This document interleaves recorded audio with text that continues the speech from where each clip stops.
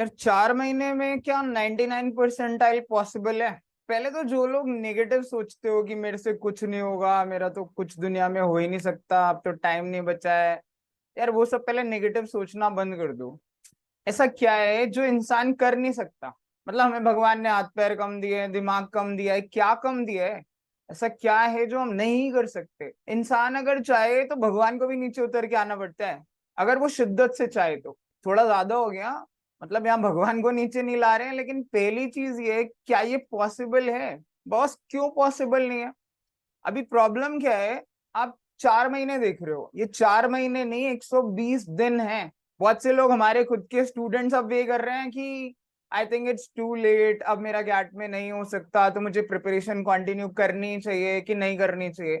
जबकि बहुत से लोग अभी एनरोल करा रहे हैं, अभी प्रिपरेशन स्टार्ट कर रहे हैं। लोग 3-3 महीने की रिगरस तैयारी करके 99 प्लस ले आते हैं। एंड पहली बात मुझे ये बताइए, अगर हम क्विट कर दे, अगर मैं ना ही तैयारी करूं, तो मेरी कितनी परसेंटाइल आएगी? 0। कोई नहीं आएगी ना, 100% गारंटी है मेरा नहीं होगा। लेकिन अगर आप इन 4 महीने मेहनत करते हो, तो इस बात के चांसेस बहुत हाई है कि 99 ना आए, 97, 96, 95, 90 परसेंटाइल आ जाए। 90 के लिए कितने ही नंबर चाहिए? 200 में से 60 ही तो नंबर चाहिए। बस अगर कोई शांति से पेपर उस दिन करे ना, बिना प्रिपरेशन के भी, उसके भी 90-95 आ सकते हैं। CAT is about like keeping your nerves in your control and executing on that particular day in those 3 sections of 40 minutes each. तो आज जो सोच रहे हो कि मेरा कुछ नहीं होगा, यार वो तो हो सकता है कि कुछ भी ना हो, लेकिन एटलीस्ट ट्राई करना तो बनता है। हम क्यों सोचते हैं कि हम क्विट ही कर दे? Why we quit? इसका सबसे बड़ा रीजन होता है फेलियर नहीं फेस करना चाहते हम। क्या यार ये फेलियर नहीं है कि मैंने छोड़ के बैठ गया हूं मैं जिस चीज के लिए?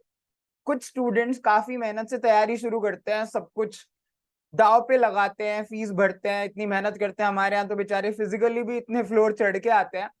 उसके बाद जब आप इस जगह पहुंच गए हो जहाँ पे इस वीक में कैट का नोटिफिकेशन आ जाएगा, वहां पे हम सोच रहे हैं कि मैं कैट की प्रिपरेशन छोड़ दूं बिकॉज मुझसे होगा नहीं। दिस इज नॉट डन यार। I am a very firm believer कि हमें पूरी कोशिश करनी चाहिए, we should give our best. इसके बाद की चीजें काफी सारी हैं लाइफ में जो हमारे कंट्रोल में नहीं होती है।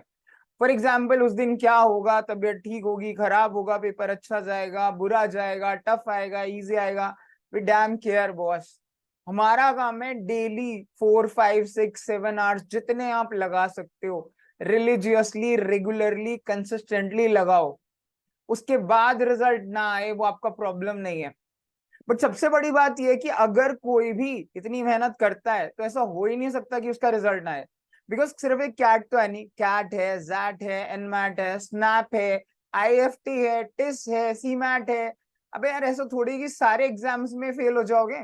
एंड अभी वो लोग ग्रेजुएशन के बेस पे जॉब कर रहे हैं, या फिर फाइनल ईयर में और ग्रेजुएशन के बेस पे सोच रहे हैं कि जॉब ले लूंगा या नेक्स्ट ईयर ट्राई कर लूंगा।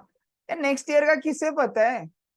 आप इसी ईयर अपना 100% दीजिए। 120 डेज आपके लिए कम नहीं है। डेली 4 to 5 आवर्स मिनिमम लगाइए, if possible more than that. Weekends पे 6-7 घंटे लगाइए, and it is easily possible.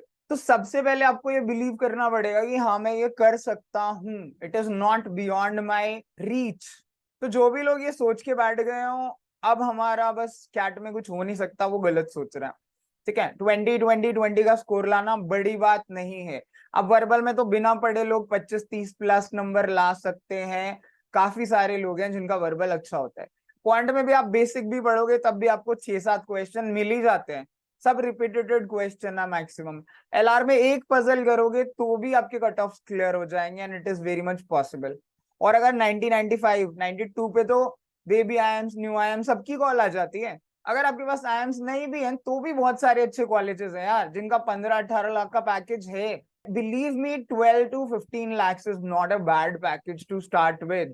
I've spent a lot of years in industry and abroad also, but I know this is a very good package to start with. आप मेहनत करोगे उसके बाद वो package अपने आप बढ़ता रहता है। ठीक है, तो फर्स्ट बिलीव कि मुझे क्विट नहीं करना है, I have to give it my best shot. Obviously 120 दिन है तो बीच में अप्स भी आएंगे, डाउन्स भी आएंगे, मूड खराब भी रहेगा, तबीयत भी खराब होगी, घर पे भी प्रॉब्लम्स आती है, कभी फाइनेंशियल, कभी इमोशनल। इन सबके बीच ही हमें प्रिपरेशन करनी होती है, इन सबके बीच ही हमें अपने टारगेट्स अचीव करने हैं। लेट्स ट्राई टू अंडरस्टैंड कैसे। अब ऑब्वियसली हवा में तो ये सब होगा नहीं, इसके लिए पहले आपने बिलीव किया, उसके बाद आपको काम भी करना पड़ेगा, है ना। बिना काम करे तो हमें कुछ मिलेगा नहीं। So we have to try our level best. उसके लिए 40-40-40 आप 3 पार्ट्स में 120 डेज या 4 मंथ्स को डिवाइड कर लीजिए। पहले 40 डेज आप सिलेबस पे फोकस करिए, ठीक है। मॉक्स भी दीजिए, लेकिन mock is not your priority here. 40 days में आप 4 मॉक भी दोगे तब भी काम चल जाएगा, 3 to 4 मॉक दो, so that you get an idea कि एग्जाम कैसा आता है। सो 40 दिन है तकरीबन, अगस्त एंड तक या सितंबर फर्स्ट वीक तक आप अपना सिलेबस पूरा कर लीजिए हर एक चैप्टर को, बिकॉज 10th बेस्ड ही तो है। मैक्सिमम टॉपिक्स आपके 10th 11th बेस्ड ही है, 10th बेस्ड। तो उनको अगर आप 2-2 दिन भी दोगे, टीएसडी एवरेज, अर्थमेटिक कर लो, ज्योमेट्री कर लो, मेंसुरेशन, फिर एलजेब्रा देख लो, लास्ट ईयर पेपर्स टच कर लो, सो दैट 40 डेज में आप आसानी से सिलेबस कर सकते हो। वर्बल का सिलेबस होता ही नहीं है, एलआर में पजल्स होती हैं, you have to just keep trying 2 puzzles every day. और क्वांट का सिलेबस होता है, वो 10th बेस्ड होता ही है, ठीक है। तो 40 दिन में कोशिश करिए सिलेबस हो जाए। अब कितना भी हो जाए डोंट वरी, वो हमेशा कम ही रहेगा, आप 400 दिन में भी करोगे तब भी कम ही रहेगा। देन नेक्स्ट 40 डेज में इट्स अबाउट रिविजन एंड मॉक्स। अब यहाँ आपका कंसोलिडेशन चलेगा, आपने जो भी किया है उसे बार बार रिग्रेस करिए। जैसे आपने एक टॉपिक किया, उसके काफी क्वेश्चंस को रिवाइज करिए, एंड अब यहाँ पे मॉक्स की जो इंटेंसिटी होगी वो बढ़ जाएगी अगले 40 डेज के लिए। अब इस पीरियड में आपको कम से कम 6 to 7 मॉक देने हैं। पहले वाले में 4 के करीब थे, अब 6 to 7 है। एंड मेक श्योर करो जो भी आप याद कर रहे हो, पढ़ रहे हो, उसे आप कंसोलिडेट कर रहे हो अच्छे से, ठीक है। जो भी टॉपिक आप कर रहे हो वो आपको अच्छे से समझ आना चाहिए। ट्राई टू मेक श्योर कि हर टाइप के 10-15 क्वेश्चन आप सॉल्व कर रहे हो। Let's come to the last 40 days. Last 40 days में ध्यान से देखिए, मॉक पहले आ गया, रिविजन बाद में। ऐसा क्यों? ऐसा इसलिए बिकॉज यहाँ पे मॉक जो है वो रिविजन से ज्यादा इंपॉर्टेंट है, बिकॉज हम रिविजन मॉक्स के थ्रू करेंगे। अब यहाँ पे इंटेंसिटी और बढ़ जाएगी, almost every 5 days, 4 to 5 days में आप मॉक दीजिए। तो आपको 40 के हिसाब से 8 से 10 मॉक देने हैं इन लास्ट 40 डेज में। हर मॉक का एनालिसिस करिए, 2 घंटे का मॉक, 5-6 घंटे का analysis. Based on that every question you get wrong और you get stuck, revise that topic, उसके 15-20 क्वेश्चन करिए। इफ यू डू दिस, आपने एक मॉक दिया, आपने फिर उसके बेस पे अगले 2-3 दिन रिविजन ही किया, फिर आपने चौथे दिन मॉक दिया, फिर 2-3 दिन रिविजन किया, फिर मॉक दिया, so that way you have to spend your last 40 days.